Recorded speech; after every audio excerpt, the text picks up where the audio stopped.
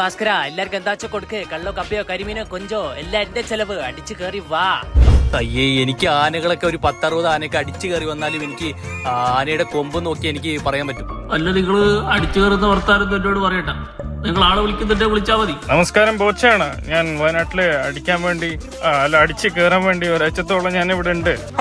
ചേട്ടാ, ഞാൻ അടിക്കാറില്ല, പക്ഷെ കേറാറുണ്ട് മരങ്ങളില്, തെറ്റിദ്ധരിക്കണ്ട. എല്ലാവർക്കും നമസ്കാരം. ഞാൻ ആസിഫ് അലിയാണ്. എനിക്കിപ്പോ പഴയ പോലെ അടിച്ചു കയറാൻ പറ്റുന്നില്ല. അതെന്റെ കുഴപ്പമാണെന്ന് പല ആൾക്കാരും പറയുന്നുണ്ട്. தமிழ் படங்களை வரி வச்சுக்கிட்டு வீச முறைக்கு அடிச்சு கறி வா அப்படி சொல்லுகிற வரையாரு தெரியுமா? துபாய் ஜோட்ஸ் தான். പട്ടി, നീ അടിച്ചു കയറി വേണം. എന്തായാലും ഞാൻ ക്ലാസ്മേറ്റ്സിന്റെ 2ാം ഭാഗത്തിൽ റിയാസ് ഖാനെ കൊണ്ട് അടിച്ചു കയറി എന്ന ഡയലോഗ് ഞാൻ പറയിപ്പിക്കും. ഈ ഒരു ബിഗ് ബോസ് ഹൗസിൽ നിന്ന് ഏഷ്യാനെറ്റ് തലപ്പത്തിൽ ഇരിക്കുന്ന ഒരുപാട് ആൾക്കാർ ഇങ്ങനെ അടിച്ചു കയറ്റി വിടുന്നുണ്ട്. എനിക്കൊരുത്തിനും പേടിയില്ല. ഞാൻ എല്ലാം തുറന്നു പറയും. അടിച്ചു കയറാണോ? റിവ്യൂ പറയാൻ തുടക്കത്തെ ആൾ ഞാനാണ്.